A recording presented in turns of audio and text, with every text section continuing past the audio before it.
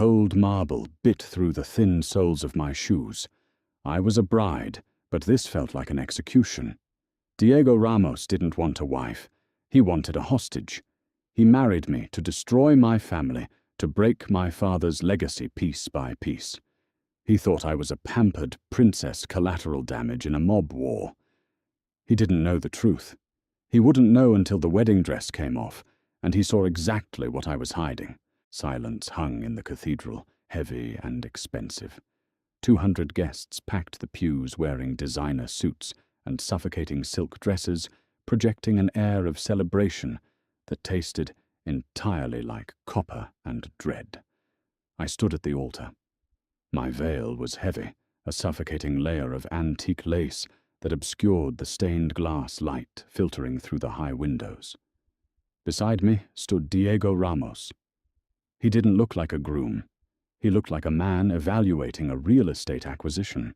"Do you, Navy Martin, take this man?" The priest's voice droned on, echoing off the vaulted ceilings. I didn't hear the words. I was too focused on the pressure in my ribs, the stiff boning of the bespoke corset digging into my skin. The dress was a masterpiece of concealment. Long lace sleeves, a high Victorian collar that choked the base of my throat, a flowing skirt that brushed the floor.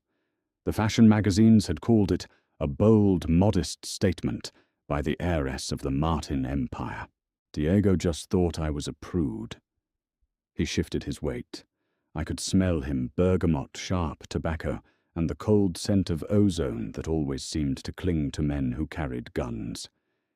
He didn't look at me. His dark eyes were fixed straight ahead on the gilded crucifix, though I doubted he believed in any god but himself. He was 32, inheriting the Ramos syndicate after my father orchestrated a hit that took out his uncle. The war between our families had bled the city dry for 3 years. Diners shot up, docks burned, politicians bought and subsequently buried. It only ended when my father had a stroke, leaving the Martin Empire in the trembling, incompetent hands of my older brother Thomas. Thomas lasted 4 months before he bankrupted our defense fund and lost the southern ports. Begging for a truce, Thomas offered Diego everything: money, territory, ships. Diego declined. He asked for me. "I do," I said. My voice didn't shake. It came out flat, hollowed out by years of practice. Diego finally turned his head. His jaw was a sharp, unforgiving line. He took my left hand. His fingers were calloused, wrapping around my knuckles with enough force to remind me he could break them if he chose to. He slid the ring onto my finger. It was platinum set with a diamond, so large it looked ridiculous, heavy enough to bruise. "A brand. Mine," he murmured, his voice so low only I could hear it over the choir, that suddenly erupted into a hymn. It wasn't a sweet nothing. It was a receipt of purchase. "Yours," I echoed back.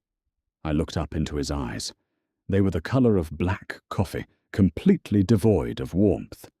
I didn't look away. I didn't flinch. That bothered him. I saw the slight tightening of his eyes, the tiny muscle feathering at his temple. He expected a weeping bride. He expected a terrified girl trembling under the weight of her cruel mafioso husband. He wanted me to be afraid. He wanted to enjoy breaking the spoiled Martin princess to get back at the men who raised her. He had no idea that my father had already broken me long before Diego ever learned my name. The priest pronounced us husband and wife. Diego lifted my veil. He didn't bother with gentleness, flipping the antique lace back over my head. He leaned in. I braced myself, locking my knees. His lips brushed mine, dry, firm, and entirely perfunctory. The kiss lasted 2 seconds. A flashbulb popped in the periphery. "Smile, Mrs. Ramos," he whispered against my cheek, his breath warm on my skin. "Your brother is watching. We want him to know how happy you are." I pulled back just enough to look at him. I curved my lips into a shallow, empty smile. "I'm ecstatic, Diego." He stared at me for a fraction of a second longer than necessary. Then he offered his arm. I took it. We turned to face the congregation. 200 faces stared back. Some looked pitying. Most looked relieved that the war was over, even if the peace treaty was wearing white. I spotted Thomas in the third row. He was sweating, dabbing his forehead with a monogrammed handkerchief. He couldn't meet my eyes. He looked at the floor, chewing on his lower lip. Coward. He sold me to save his own skin, convinced he was throwing his beloved, sheltered sister to the wolves. I didn't feel angry at Thomas. I didn't feel much of anything. You can't betray someone who already expects the worst from you. We walked down the aisle. The heavy fabric of my skirt dragged against the stone. With every step, the coarse lining of the dress rubbed against my shoulders and back, sending dull spikes of pain radiating down my spine. I kept my posture perfect. Shoulders back. Chin up. A marten doesn't slouch. A marten doesn't show pain. We stepped out of the heavy wooden doors and into the biting November air. The sky was an iron sheet. Black SUVs idled at the curb. Diego's hand slid from my arm to the small of my back. He meant it as a possessive gesture for the cameras, a heavy hand guiding his property into the car. He pressed his palm firmly against the center of my spine. I suppressed a sharp intake of breath, locking my jaw so tight my teeth ached. The pressure was right over the worst of it. I forced myself to step forward, smoothly, sliding into the leather seats of the car without a sound. Diego climbed in beside me, bringing the cold air in with him. The door slammed shut, cutting off the noise of the crowd. "Comfortable?" he asked, not looking at me. He opened a compartment and pulled out a crystal decanter of whiskey, pouring 2 fingers into a glass. "Perfectly," I lied. He knocked back the drink. He didn't offer me one. The reception was held at the Ramos estate, a sprawling fortress-like mansion perched on the cliffs just outside the city. It was entirely too modern for my taste. Lots of glass, steel, and black marble. It looked like a museum where nothing was allowed to be touched. The ballroom was a sea of excess. Chandelier light fractured off champagne flutes and diamond necklaces. Waiters moved silently through the crowd, carrying trays of caviar and oysters. For 3 hours I was a prop. Diego paraded me from table to table. He introduced me to men with thick necks and broken noses, men who wore custom suits, but still looked like they could kill a man with a bare hands. He introduced me to a senator who sweated through his collar and a police commissioner who couldn't look me in the eye. "My wife, Navy," Diego said over and over. His hand remained firmly planted on the small of my back, right over the hidden ridges of my skin. Every time he pressed down, a phantom burn flared up my spine. I drank 4 glasses of champagne just to numb the edges of the physical pain. "She's beautiful, Dom," a man named Sal murmured, kissing my hand. His eyes flicked over my modest dress with thinly veiled disappointment. "Very traditional." "Navy is a woman of high standards," Diego replied smoothly.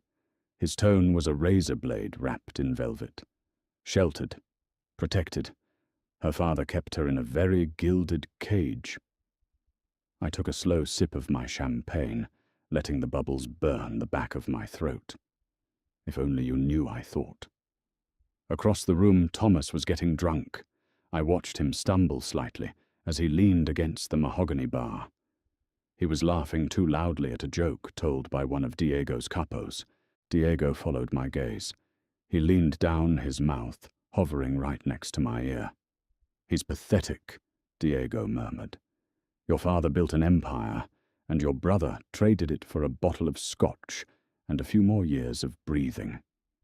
"Thomas is not my father," I said evenly. I didn't defend him. There was no point. "No, he's not," Diego agreed. "But he loves you. You're the golden girl." the untouched Martin princess. I saw the way he cried when I handed him the contract. It killed him to give you to me. I turned my head slightly, bringing my face inches from his. Then he's a very good actor, because Thomas would sell his own soul if it kept his hands clean. Diego's eyes narrowed. He was searching my face for a crack, for a tear, for the panic he so desperately wanted to see. I gave him nothing. My face was a mask of polite boredom. "You're very composed," he said. It sounded like an accusation. "It's a party, Diego. Should I be screaming?" He chuckled a dark, humorless sound. "The night is young navy." A waiter passed by, and I swapped my empty glass for a full one. The weight of the dress was becoming unbearable. The high lace collar was chafing my neck, and the heavy velvet and silk skirts felt like they weighed 50 pounds. Underneath it all, the friction against my scarred back was starting to make me feel genuinely nauseous. "Dance with me," Diego ordered. It wasn't a request. He pulled me toward the center of the room. The band was playing a slow, mournful jazz tune.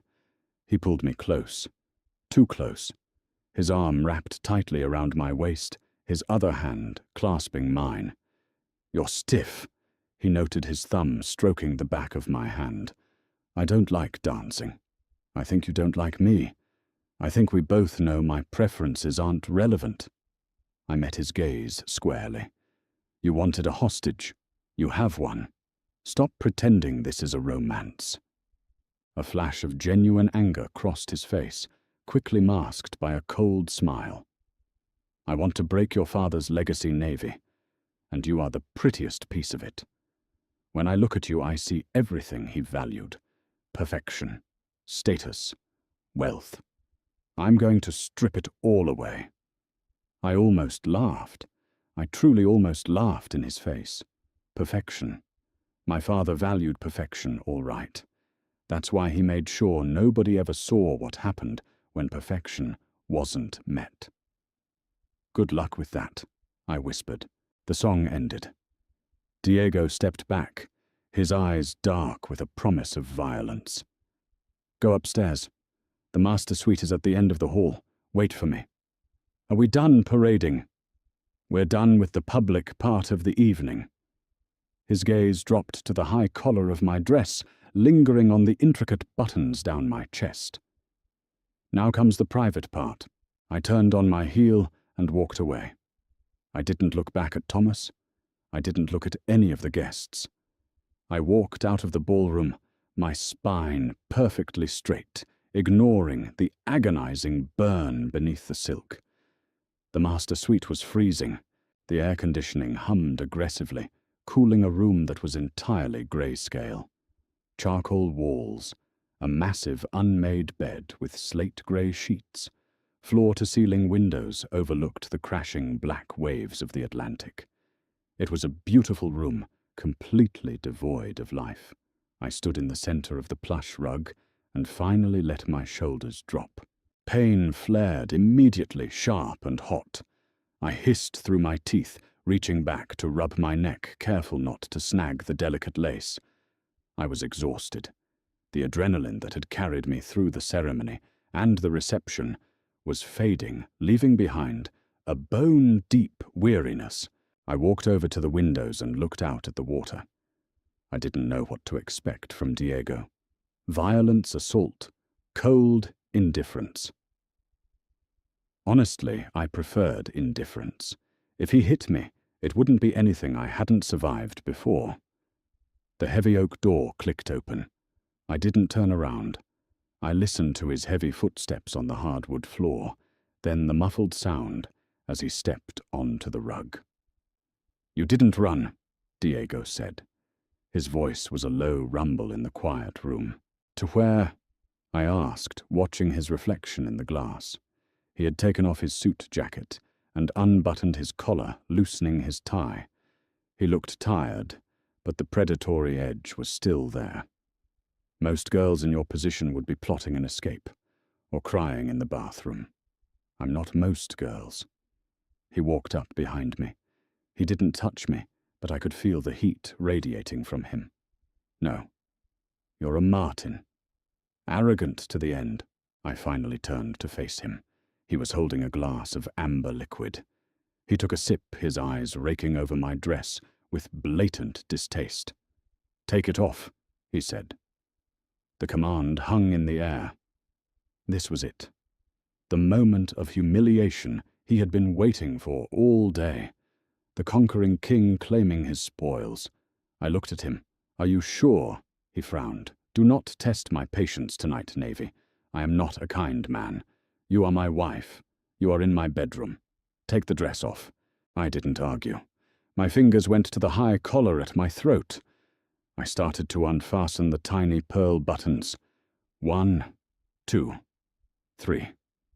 Diego watched, his expression impassive, though a muscle feathered in his jaw again. He expected smooth, flawless skin. He expected the untouched porcelain of a girl who had spent her life being manicured, massaged, and protected by bodyguards. He expected to taint something pure to spite the man who killed his uncle. I unbuttoned the cuffs of my long sleeves. I reached around to my back, finding the hidden zipper. It was stiff. I struggled with it for a moment, my arms aching from the tension of the day. Diego sighed an irritated sound. He set his glass down on a side table and stepped forward. "Turn around." I hesitated for a fraction of a second. Then I turned my back to him. His warm hands brushed my skin as he found the zipper. I closed my eyes, bracing for the shift in the air. He pulled the zipper down. It made a long, smooth sound, parting the heavy fabric down the center of my spine, all the way to the small of my back. The heavy silk and lace lost its structure. I shrugged my shoulders, letting the top half of the dress fall forward. It pooled around my waist. The cold air of the room hit my bare back.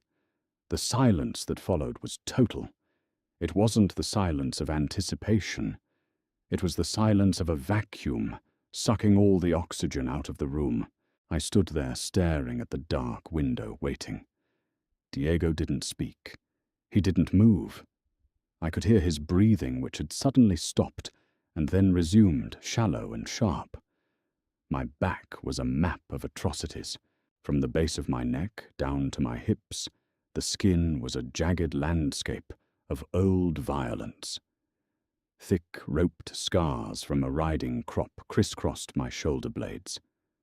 Paler, smoother patches of skin near my ribs told the story of third-degree burns, the result of a spilled pot of boiling water that was entirely intentional. On my left shoulder, a raised, ugly starburst marked the place where my father had stubbed out his cigar when I was 16, just to see if I would cry. I never cried. That only made him hit me harder. This was the legacy of Arthur Martin.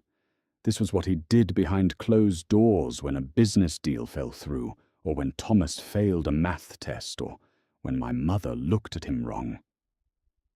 Thomas always hid. I always stepped in the way, and they called me the pampered princess. "What?" Diego's voice was a harsh whisper. It didn't sound like the confident mob boss from the altar. It sounded like a man who had just stepped off a cliff. I didn't turn around. I kept my arms crossed over my chest, holding the front of the dress up, shivering slightly in the air conditioning. He took a step closer. I felt the warmth of his hand, hovering inches from my skin, refusing to touch, as if he was afraid I would shatter. "What is this?" he demanded, his voice rising thick with a sudden chaotic emotion. "Who did this to you?" I slowly turned around to face him. I let the dress fall entirely, stepping out of the puddle of white silk. I stood before him in plain white underwear, stripped of the armor I had worn my entire life. Diego stared at me. His eyes roamed from my scarred shoulders to the faded bruises on my collarbone, down to the burn marks on my ribs. The cruelty that had lived in his eyes all day was entirely gone. It was replaced by a profound, horrifying shock. "You thought my father kept me in a gilded cage," I said quietly, my voice perfectly steady. "You thought you were stealing his most prized possession. You wanted to ruin me, Diego." I stepped closer to him. He actually took a half-step back, his eyes locked on the violence carved into my flesh. "Look closely," I whispered. I was already ruined. Diego looked from my scars up to my face. His mouth opened, but no words came out. The great, terrifying Diego Ramos, the man who had burned down half the city for revenge, looked entirely lost.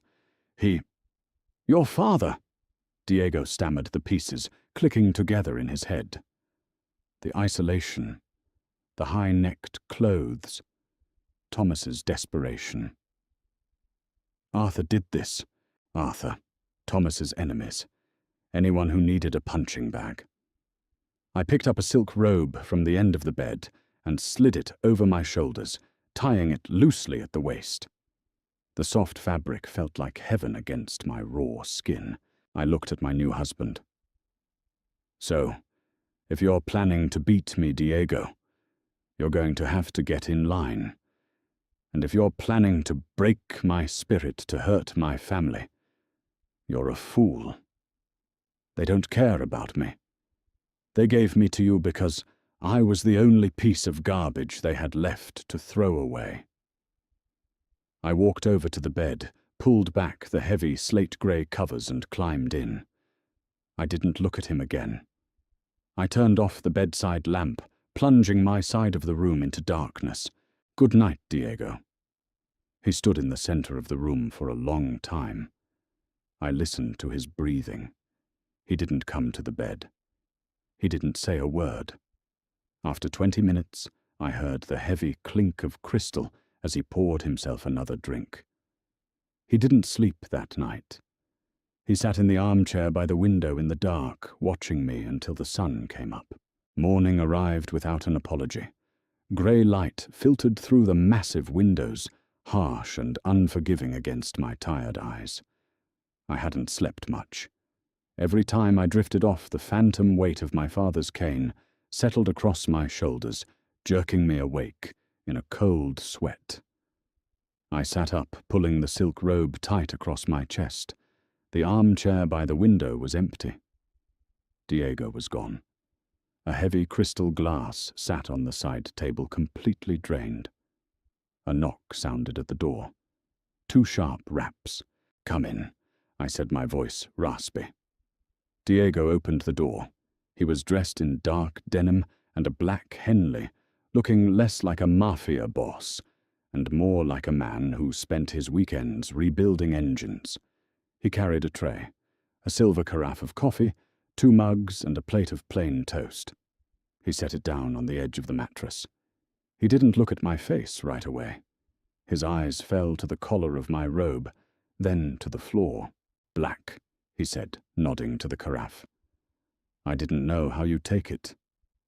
"Black is fine." I reached for a mug.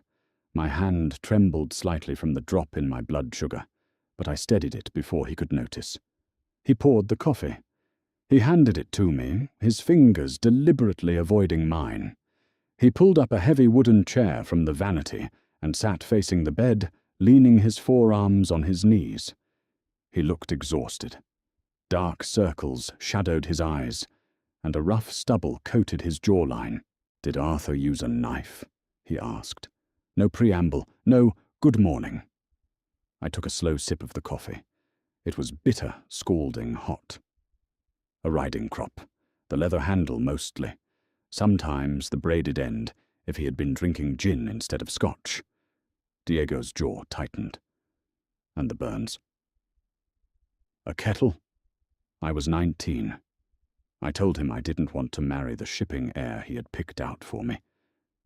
"He tortured you over a business merger." "He punished me for disobedience," I corrected quietly. In his mind, there was a difference. Martins are assets. Assets must perform. Diego stared at me. He was a man who ordered executions. He oversaw a syndicate that moved weapons, drugs, and illicit money across 3 state lines. He was intimately familiar with violence, but the violence he knew was transactional. A debt unpaid, a territory encroached. He didn't understand the intimate, suffocating cruelty of a father destroying his own child behind locked doors. Where was Thomas? Diego's voice dropped an octave, scraping against the walls of the room.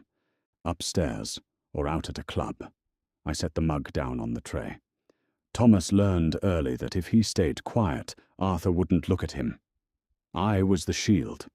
If Arthur was busy hitting me, he wasn't looking at Thomas's gambling debts or his failed exams. Thomas didn't cause the bruises, Diego.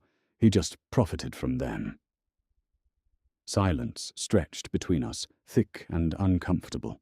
I bought you to hurt them, Diego finally admitted. He didn't look away. I wanted to take Arthur's pristine, perfect daughter and drag her into the mud. I wanted Thomas to lie awake at night, knowing his sister was locked in a house with a monster. You succeeded. No. He stood up abruptly. The chair scraped loudly against the hardwood. No, I didn't. Because they didn't give a damn about you. Thomas didn't cry at the meeting because he was losing a sister. He cried because he was relieved. He began to pace the length of the room. His hands were curled into tight fists. They used you to pay off a debt. They handed you over to me, knowing what I am knowing, what my reputation is, because they figured I would just finish the job Arthur started. It's a very efficient business model, I said. Diego stopped pacing. He turned to me, his eyes burning with a sudden, terrifying intensity. Stop doing that. Doing what? Talking like you're reading a grocery list. You're talking about your own torture navy. You're allowed to be angry. You're allowed to scream. Screaming never stopped the belt, Diego. I pulled my knees to my chest. It only made it last longer. You learn to detach. You learn to float above it. He walked slowly back to the bed. He stopped inches from where I sat. You don't have to float anymore. I looked up at him, studying the hard lines of his face. What does that mean? It means my war with the Martins just changed. He reached down, hesitating for a fraction of a second, before resting his large, rough hand gently on the top of my head. He didn't pet my hair. He just let the weight of his palm rest there, a grounding force. Nobody touches you in this house, Navy. Nobody. Not my men. Not me. I didn't lean into the touch, but I didn't pull away either. I am your wife. A Mafia wife has obligations. My only obligation right now is figuring out how to dismantle your brother without killing him too quickly. Diego pulled his hand back and walked toward the door. Get dressed. Wear something soft. We have a meeting with my capos in an hour, and I want you sitting right next to me. He walked out, shutting the door quietly behind him. 2 days passed in a strange, suffocating limbo. The sprawling Ramos estate felt less like a prison and more like a quarantine zone. The house staff treated me with extreme caution. Maids averted their eyes when I walked down the hallways. The private chef prepared delicate, mild meals, asking me 3 times a day if I was comfortable. Word had spread.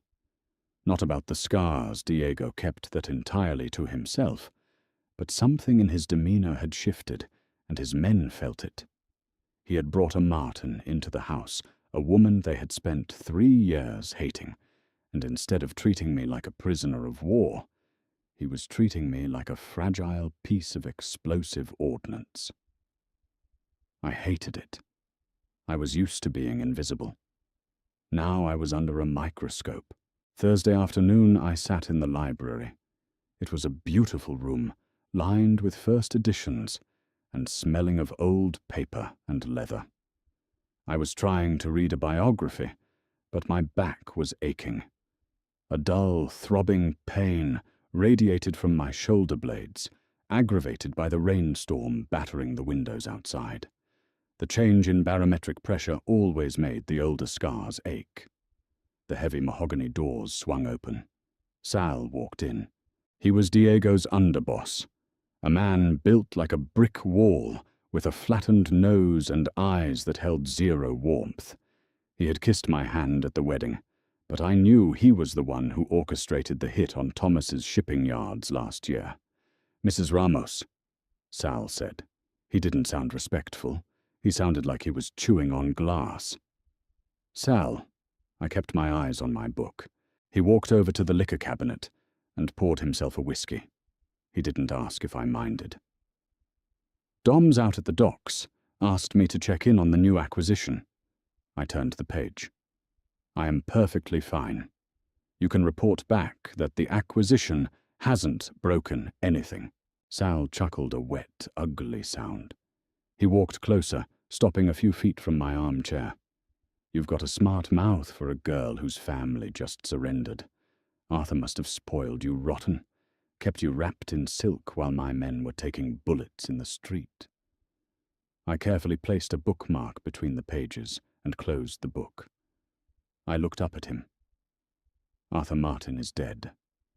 The war is over. Your boss signed the treaty. Treaties are paper." Sal took a sip of his drink. He leaned in, his voice dropping. "You think because you got a ring on your finger, you're one of us. You're a hostage, sweetheart. A pretty little bargaining chip. Don't get comfortable." "Sal," the voice came from the doorway. It wasn't loud, but it cut through the room like a gunshot. Diego stood there. His coat was wet with rain. His eyes were fixed on his underboss, and they were completely devoid of mercy. Sal stiffened. "Dom, I was just... Step away from my wife. We were just talking, giving her the lay of the land." Diego walked into the room. He didn't rush. He moved with the slow, terrifying grace of a predator that has already cornered its prey. He stopped right in front of Sal. "Did I ask you to speak to her?" Diego asked quietly. "No, boss." "Did I ask you to educate her on her status in my home?" Sal swallowed hard. "No." Diego reached out and took the whiskey glass from Sal's hand. He set it on the table. "Navy is not a hostage. She is not a Martin anymore. She is a Ramos.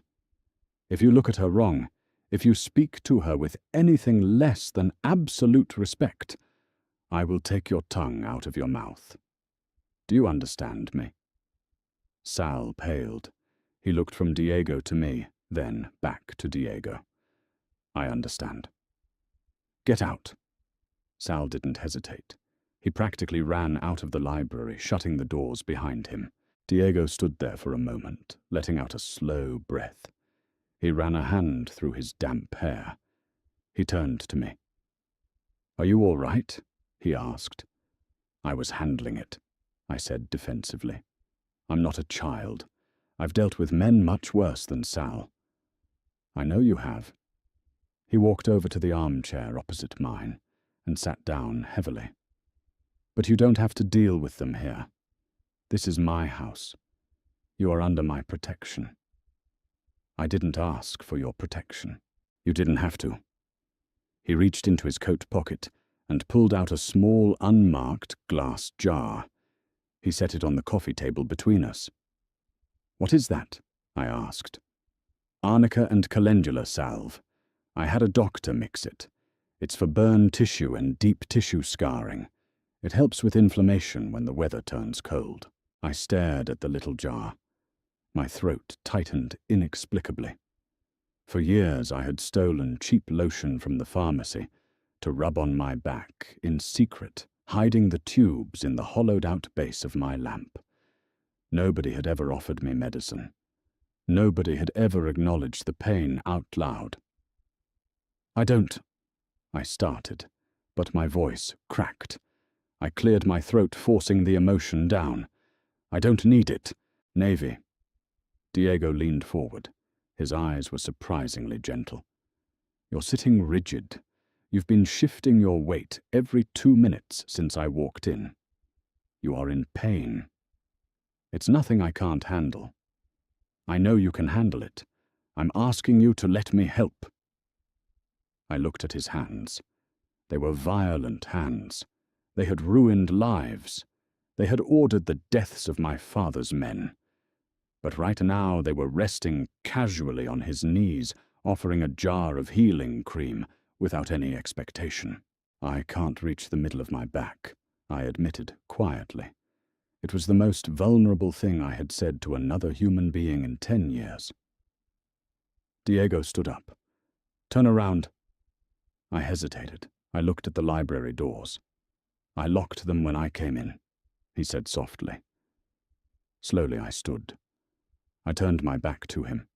I was wearing a loose cashmere sweater. I pulled the hem up, exposing the jagged, ruined skin of my lower back.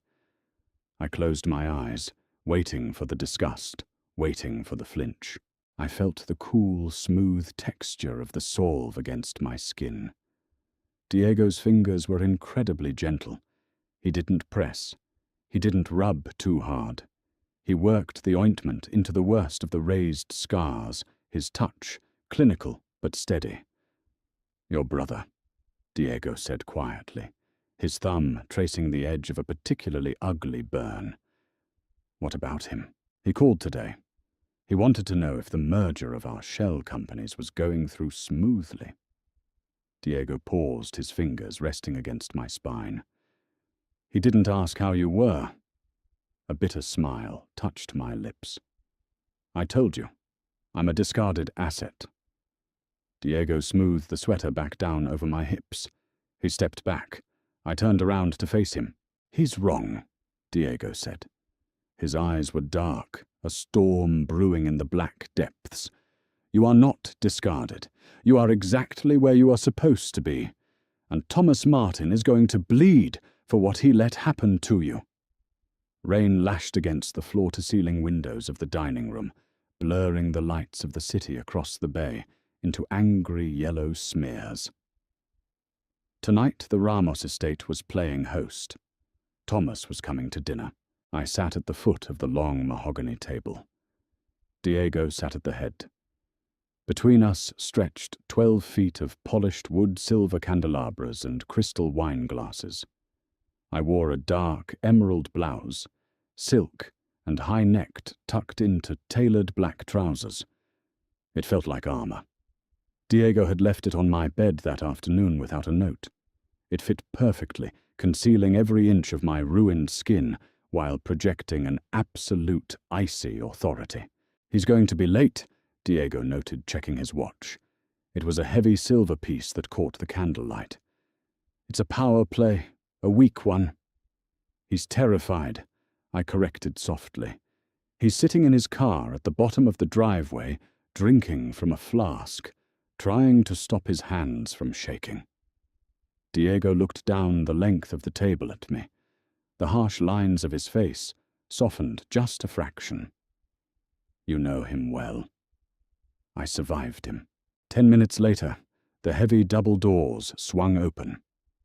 Sal escorted my brother into the room. Thomas looked exactly as I remembered him, yet somehow diminished. His expensive charcoal suit hung a little looser on his frame. His blonde hair was slicked back, but a faint sheen of nervous sweat coated his forehead. He stopped just inside the doorway, his eyes darting from Diego to me. He expected to see a broken girl. He expected a bruised cheek, a hunched posture, the familiar, terrified sister who had always absorbed the blows of our family's dysfunction. I sat perfectly straight. I didn't smile. I didn't break eye contact. I just watched him sweat. "Diego." Thomas said, his voice a little too loud, too hearty. "Apologies for the delay. Traffic on the bridge was a nightmare." "Sit down, Thomas," Diego said. It wasn't an invitation. Thomas pulled out a chair near the center of the table, equidistant from both of us. A maid silently appeared, filling his water glass, and pouring him a generous measure of Barolo. Thomas drank half the wine before he even unfolded his napkin. The first course was served in suffocating silence, seared scallops on a bed of sweet corn puree. I cut mine methodically, eating small bites, tasting absolutely nothing. The merger is proceeding well. Thomas started his fork, scraping loudly against his porcelain plate. My lawyers sent over the final shell company filings this morning. Everything is clean. The southern ports are yours to operate through. I saw the filings, Diego replied. He hadn't touched his food. He was resting his chin on his steepled fingers, watching Thomas the way a biologist watches a rat in a maze. They were sloppy. Your legal team left a paper trail a mile wide regarding the offshore accounts. Thomas paled. He set his fork down. We can clean that up. It's just a clerical oversight. In my business, clerical oversights put people in federal prison. Diego leaned back in his chair. You aren't taking this seriously, Thomas. You think because you gave me your sister, your debt is paid, and you get to play sloppy. Thomas swallowed hard. His eyes flicked to me, desperate for a lifeline. Navy. Tell him. Tell him how our father ran the books. We always kept a secondary ledger. Do not speak to my wife, Diego interrupted. His voice barely rose above a conversational murmur, but it hit the room like a physical shockwave. Thomas froze, his mouth half open. You address me. Diego continued, his eyes turning to flat, dead obsidian. If you need a glass of water, you ask me. If you want to discuss the weather, you ask me. You do not look at her. You do not invoke her name. She is no longer your shield, Thomas. The silence in the dining room became absolute. The only sound was the driving rain against the glass. I looked at my brother. For the first time in my life, I saw him clearly. He wasn't a commanding Mafia scion. He was a frightened, pathetic boy, wearing his dead father's suit. He had sold me to this monster to save himself completely ignorant of the fact that he had actually handed me the keys to his own destruction. Understood, Thomas whispered, staring intently at his plate. Good. Diego picked up his wine glass. Because the terms of our arrangement have changed. Thomas's head snapped up. Changed, we signed a contract. A contract predicated on the assumption that the asset you handed over was delivered in pristine condition. Diego took a slow sip of his wine. You sold me damaged goods, Thomas. The air left my lungs. My hands gripped the edge of the table beneath the linen cloth. I looked at Diego, a sudden flare of panic igniting in my chest. Was he doing this? Was he going to humiliate me in front of the brother who had let it happen? Diego didn't look at me. He kept his ruthless gaze locked on Thomas. I don't know what you mean, Thomas stammered, wiping his brow with his napkin. You know exactly what I mean. I know what Arthur did. I know what you allowed to happen. Diego's voice dropped, vibrating with a cold, controlled fury. I married a Martin to acquire leverage. I didn't realize I was marrying a survivor of a torture chamber that you helped cover up. Thomas was trembling now. He gripped the edge of the table. That was our father. That wasn't me. I couldn't stop Arthur. Nobody could stop Arthur. You didn't try, I said. My voice cut through the room, quiet and steady. Both men looked at me. You didn't try, Thomas, I repeated. I let go of the table and rested my hands gracefully on my lap. You turned up the music in your bedroom. You went out to the clubs. You spent the money he made from his violence, and you ignored the cost. Navy, please, Thomas begged, his voice cracking. I was a kid. I was younger. I held his gaze until he couldn't take it anymore. He looked down, completely defeated. Because of your failure to disclose the condition of the Martin estate, Diego said, cleanly returning to business, "I am restructuring our deal. I am taking the northern warehouses. I am liquidating your offshore Cayman accounts. You will retain a 2% silent partnership in the legitimate construction firms. Everything else belongs to me." 2%, Thomas gasped. That's nothing. That barely covers the property taxes on the family house. I'll be bankrupt in 6 months. "Then I suggest you sell the house," Diego said. "Dinner is over. Sal will show you out."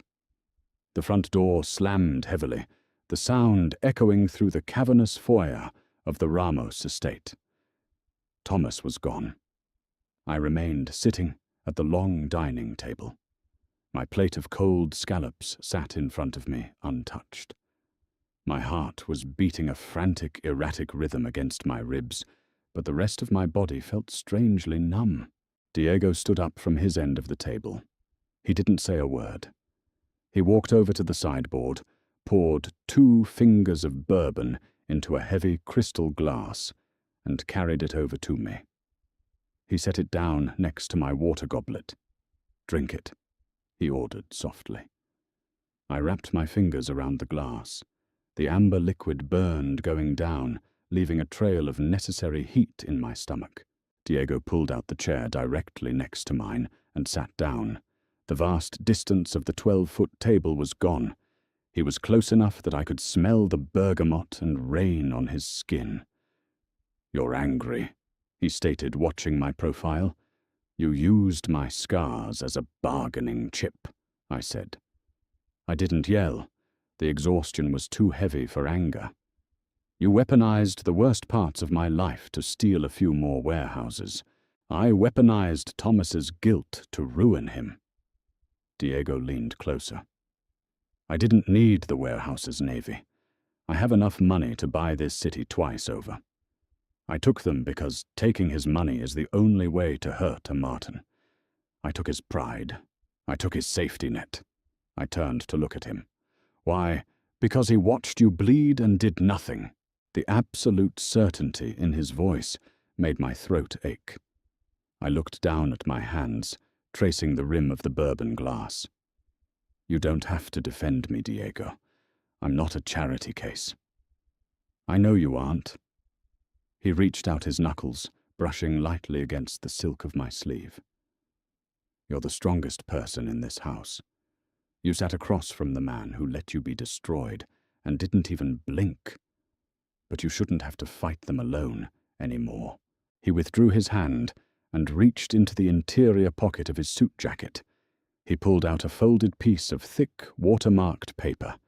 He slid it across the polished mahogany until it rested in front of me. "What is this?" I asked, looking at the document without touching it. "The deed to the Martin family home," Diego said. I snapped my head up to look at him. "What?"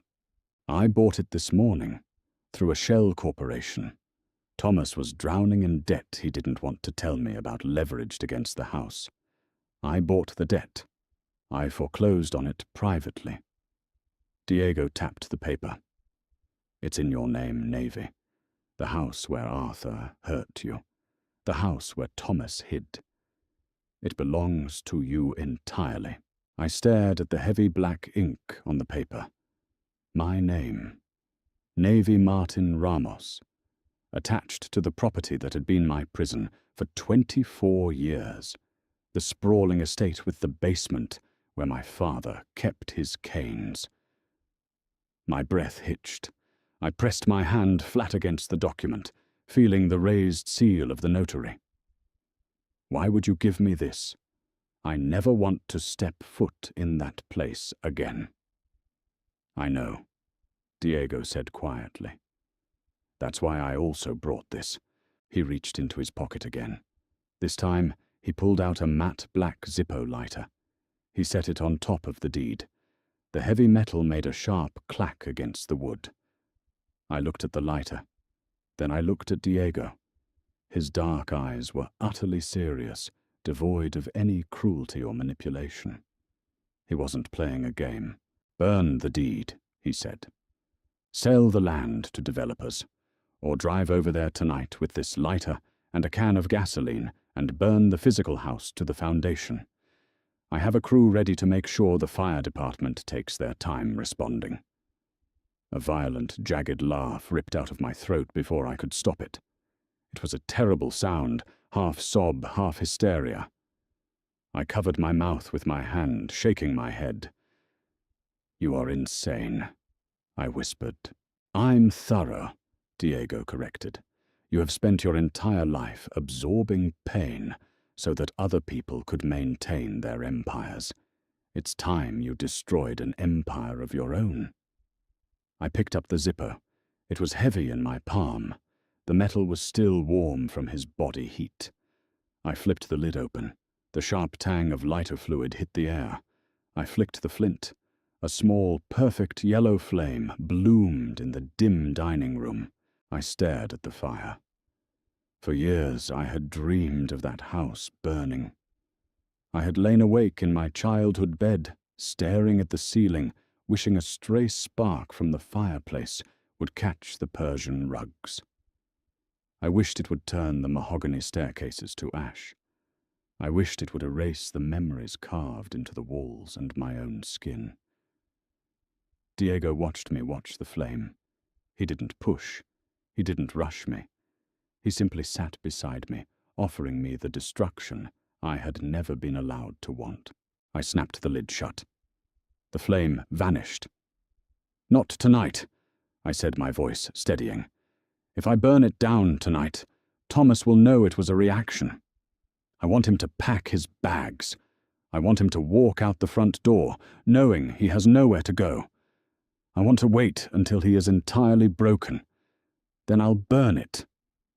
Diego's mouth curved into a slow, dark smile. It was the first time I had ever seen a genuine expression on his face, and it was entirely lethal. "You," he murmured, his voice thick with a dark, profound respect, "are a terrifying woman, Navy Ramos." "I had a good teacher," I replied, sliding the deed and the lighter into my pocket. I stood up from the table. My back ached, a dull throb reminding me of the scars hidden beneath the expensive silk. But for the first time in my life, the weight of them didn't feel like a punishment. It felt like a receipt for a debt that was finally being paid. "Come on," I said, looking down at my husband. "Show me the rest of your ledgers. Let's see what else my brother has left to lose."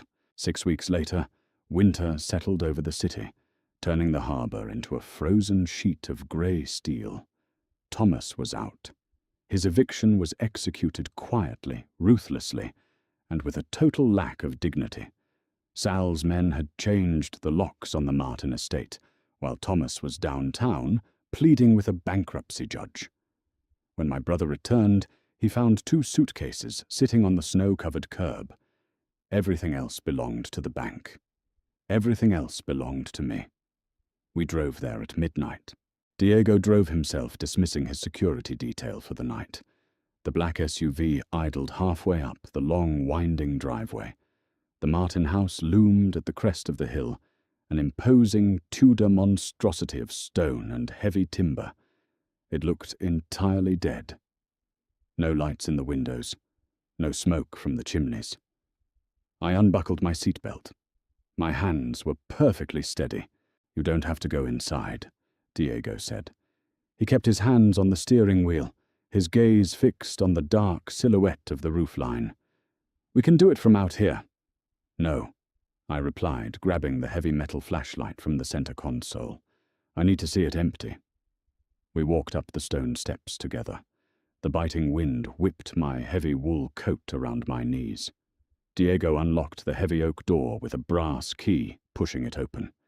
It groaned in protest. The air inside was stale freezing and smelled faintly of lemon polish and old wood. My father's scent was gone. I clicked on the flashlight, cutting a sharp beam through the oppressive darkness. I walked through the grand foyer, my heels clicking sharply against the marble tile. I moved into the formal living room. Sheet covers draped the velvet furniture like ghosts. I kept walking, passing the grand staircase, heading straight for the back of the house. Diego followed close behind. I could hear his steady breathing. He didn't ask where we were going. He already knew. I stopped in front of a heavy, unremarkable door near the kitchen. The basement. I reached out and turned the brass knob. It was unlocked. The wooden stairs creaked as I descended into the damp, concrete-lined space. This was where Arthur handled his private business. A heavy oak desk sat in the center of the room. Behind it, a rack of hunting rifles, and beside the desk, a tall, narrow glass cabinet. I aimed the flashlight at the cabinet. Inside sat a collection of canes and riding crops, polished mahogany, braided leather, silver-tipped handles. Arthur called it his collection of discipline. My chest tightened, a phantom reflex from a frightened child who had spent too many hours shivering on this concrete floor. I swallowed hard, forcing the panic down into a tiny locked box in my mind. Diego stepped around me. He didn't hesitate. He picked up a heavy iron fire poker resting against the brick wall. With one brutal swing, he shattered the glass front of the cabinet. The crash was deafening in the enclosed space. Shards of glass rained down onto the concrete. He dropped the poker. He reached into the broken cabinet and pulled out the braided leather riding crop. He held it in his large, scarred hands, staring at it for a long, silent moment. His jaw tightened so severely I thought his teeth might crack. Without a word, he bent the crop over his knee. The rigid internal core snapped with a sharp crack. He threw the broken pieces onto the concrete floor. He moved methodically. He pulled out the mahogany canes, snapping them against the edge of the heavy desk. He tore the leather straps apart with his bare hands. He reduced my father's tools of torture to splintered wood and shredded hide, his breathing heavy, his eyes pitch black with a terrifying focused rage. I watched him destroy the monsters of my childhood. I didn't cry, but the invisible bands, tightening around my ribs for the past 15 years, finally snapped. I took a deep, dragging breath, filling my lungs completely for the very first time. Diego turned back to me. His chest heaved beneath his dark coat. He looked down at the wreckage on the floor, then up at my face. "Are we done here?" he asked roughly. I pulled the matte black Zippo lighter from my coat pocket. Almost. We walked back upstairs. Diego retrieved 2 heavy red canisters from the trunk of the SUV. We walked through the main floor, soaking the imported Persian rugs, the velvet drapes, the antique mahogany furniture. The harsh chemical smell of gasoline quickly overpowered the stale air. We stepped out the front door, standing on the edge of the snow-covered porch. I flicked the Zippo open. The flint sparked, catching the wick. The small yellow flame danced against the biting winter wind. "Arthur Martin built this house to last a century," I murmured. "Arthur Martin was an arrogant fool," Diego replied, stepping close behind me. His chest pressed against my back, a solid, unmovable shield against the cold. I tossed the lighter through the open front doors. The ignition was instantaneous.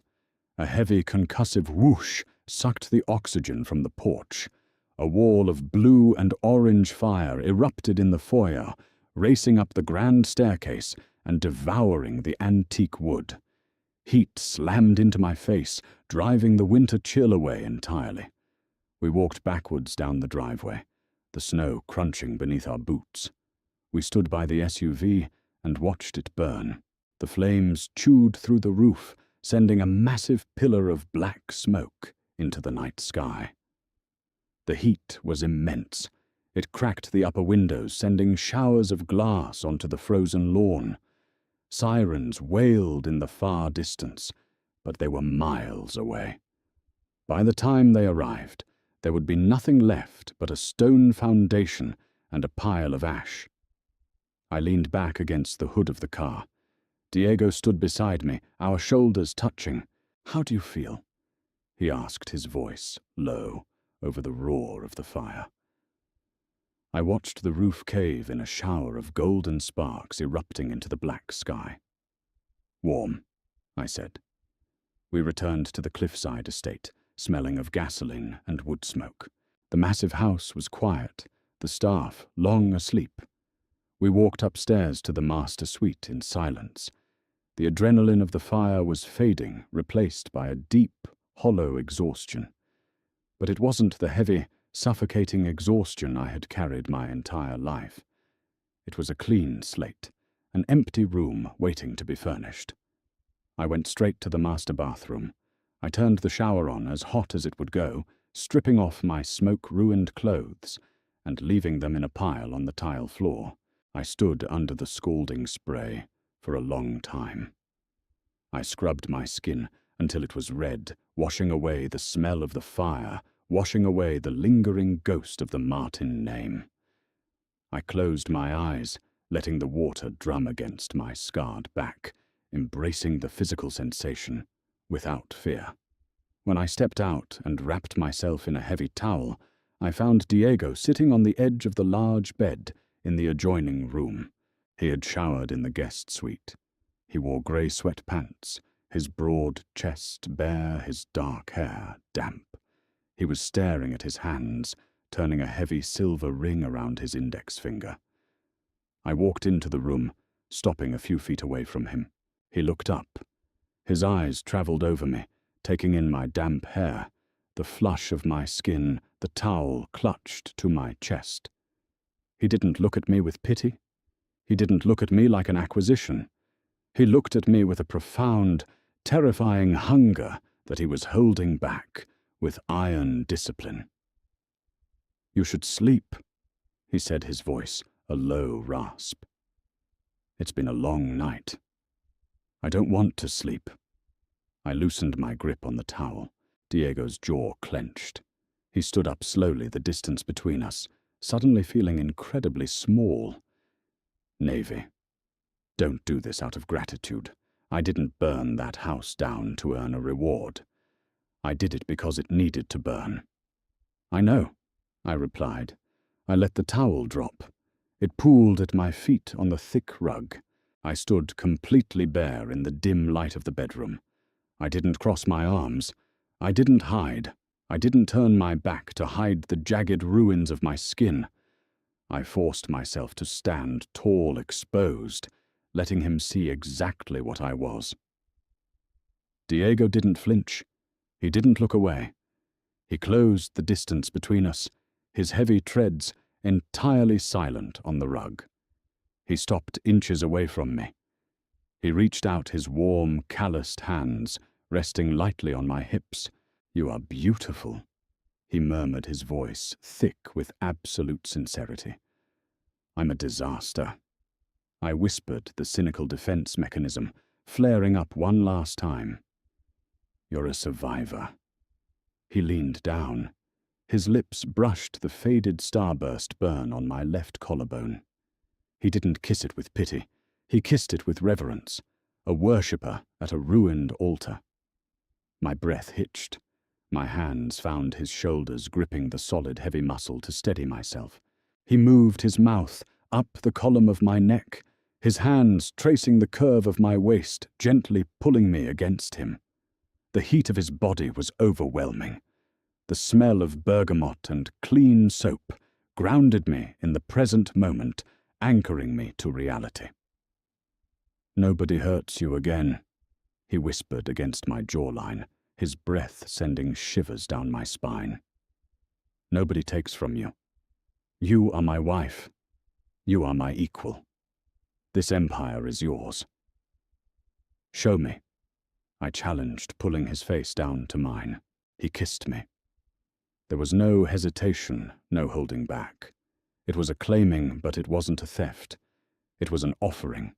His mouth was hard and demanding, matching the frantic energy humming beneath my skin.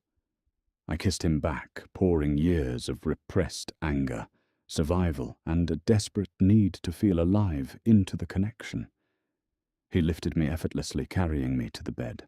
The slate-grey sheets were cool against my skin. Diego followed me down his weight, a heavy, comforting blanket.